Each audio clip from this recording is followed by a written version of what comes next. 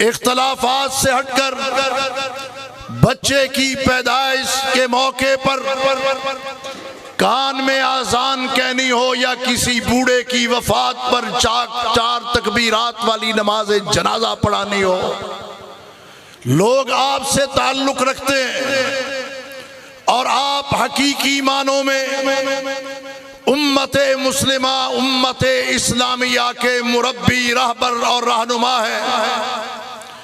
آپ ہی وہ لوگ ہیں جن کے مقدر اور حصے میں اور جن کے سنہری نصیب میں وراثت انبیاء آئی ہے۔ نبی کی سیاست کے بھی وارث آپ ہیں، نبی کے مصلح کے بھی وارث آپ ہیں، میدان مقتل کے بھی وارث آپ ہیں، میدان دعوت کے بھی نائب آپ ہیں۔ آج کیا وجہ ہے کہ اتنی عظیم اور مضبوط فورس ہونے کے باوجود بھی آج سیاست اور دین جدا جدا ہے؟ یہی وجہ ہے کہ آج سیاست میں چنگیزیت ہے، درندگی ہے، دہشت گردی ہے، گالی گلوچ ہے، لوٹ مار ہے، خرید و فروخت ہے۔ وہ اس وجہ سے ہے کہ جس طرح ہم نے لوگوں کو وضو کا طریقہ سکھلایا، نماز کا طریقہ بتایا، زکوٰۃ کی ادائیگی کے مسائل سے آگاہ کیا، اس طرح ہم نے اس امت کو سیاسی ادب و آداب سے، سیاست کے پس منظر و پیش منظر سے اور سیاست کے تہ منظر سے آگاہ نہیں کیا۔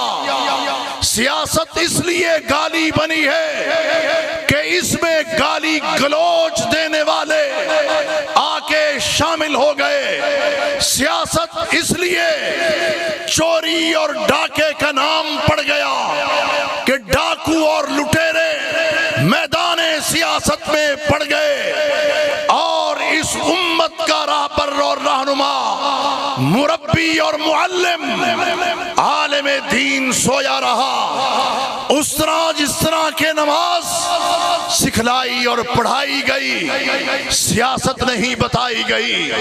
یہ نہیں کہا گیا کہ اے مصلح کے امام، تو در حقیقت نبی کا نائب ہے، اور تیری یہ امامت جس کی ابتدا مصلح سے شروع ہوتی ہے، میدان کارزار سے گزرتی ہوئی ایوانوں تک اور نظام خلافت تک پہنچتی ہے، یہ ذمہ داری ہماری تھی جو ہم نے ادا نہیں کی۔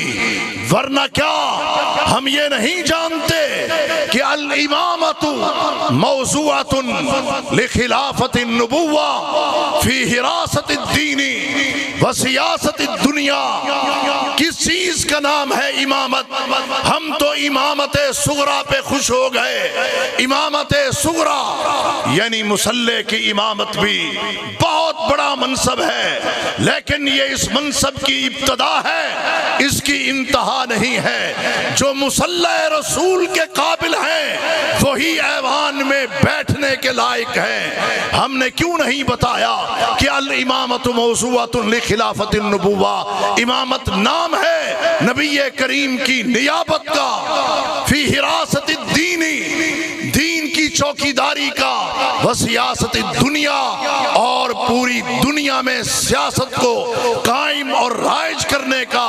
یہ ذمہ داری علماء امت کی، لیکن اس ذمہ داری سے شاید ہم نے غفلت برتی ہے۔ بنی اسرائیل کے انبیاء، کانت بنو اسرائیل تسوسہم الانبیاء، ان کی سیاست ان کے انبیاء نے کی ہے، لیکن اس وقت بھی علماء سو نے انبیاء کی مخالفت کی، انبیاء بنی اسرائیل کا مقابلہ کیا، اور ان کی دعوت کے مقابلے مقابلے میں اپنے قول و قرار کو، اپنے سوچ و بچار کو انہوں نے پروان چڑھانے اور پروموٹ کرنے کی کوشش کی۔ اور اسی لیے کسی عربی شاعر نے کیا خوب کہا، وَهَلْ أَفْسَدَ الدِّينَ إِلَّا الْمُلُوكُ وَأَحْبَارُ سُوءٍ وَرُهْبَانُهَا۔ دین کا بیڑا غرق کرنے والا طبقہ کون سا ہے؟ ایک وقت کے بادشاہ اور حکمران ہے، اور دوسرے علماء سوء یعنی احبار و رہبان ہیں۔ انہوں نے دین کے اندر بگاڑ پیدا کیا۔ اگر ہم نے سیاست کو بگاڑ سے پاک کرنا ہے تو علماء امت آپ کو اپنا کردار ادا کرنا ہوگا اور لوگوں کو بتانا ہوگا کہ عرش والا رب کہہ رہا ہے، ان اللہ یامرکم، اللہ تمہیں آرڈر دے رہا ہے، ان تؤدوا الامانات الی اہلھا، امانت داروں کے اہل لوگوں کے سپرد کرو۔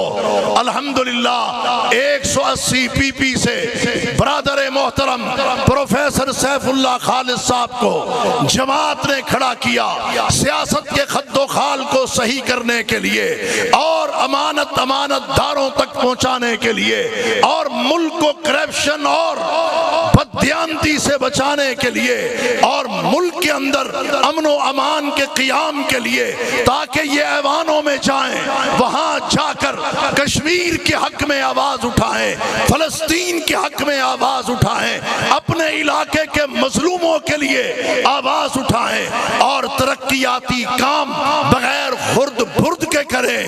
الحمدللہ اللہ نے ان کو صلاحیت دی ہے اور ان کی جماعت پاکستان مرکزی مسلم لیگ کو یہ صلاحیت دی ہے کہ وہ خدمت انسانیت میں آگے ہے۔ ابھی اقتدار نہیں، ایوان نہیں، فنڈز نہیں ہے، لیکن اس کے باوجود بھی ترقیاتی کام اور خدمت انسانیت کا کام ہوتا چلا جا رہا ہے اور یہ دن بدن پروان چڑھ رہا ہے۔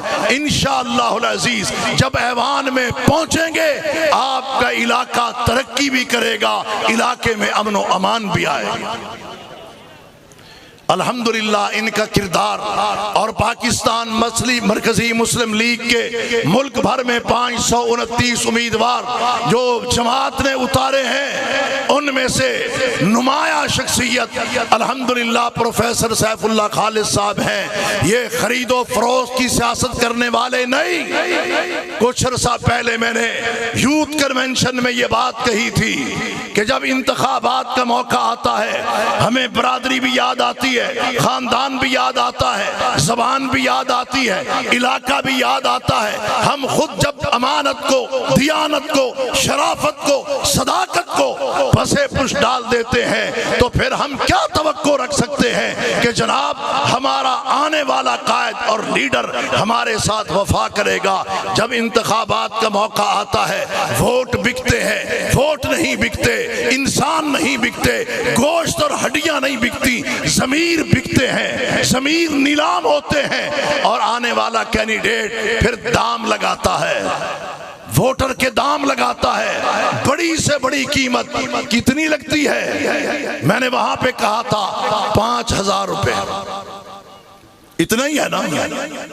میں نے آپ سے پوچھا بولو کتنے میں بکتا ہے؟ 5000 میں، اور کتنے سالوں کے لیے؟ 5 سالوں کے لیے۔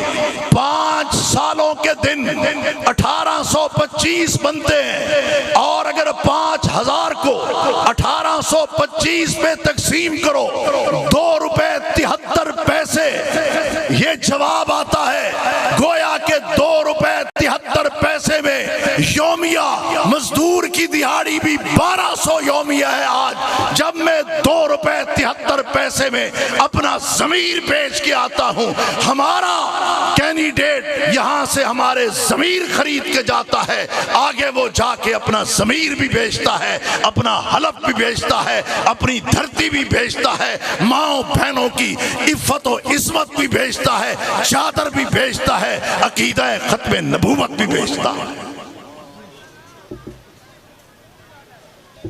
آپ نے ووٹ ان کو دینا ہے یا ان خریداروں کو دینا ہے؟ جو بکنے والے ہیں میں ان سے مخاطب نہیں، جو جھکنے والے ہیں میں ان سے مخاطب نہیں، جن کے آگے ان کی برادری کمزوری ہے اسلام کمزوری نہیں، میں ان سے مخاطب نہیں، میں باضمیر لوگوں سے پوچھنا چاہتا ہوں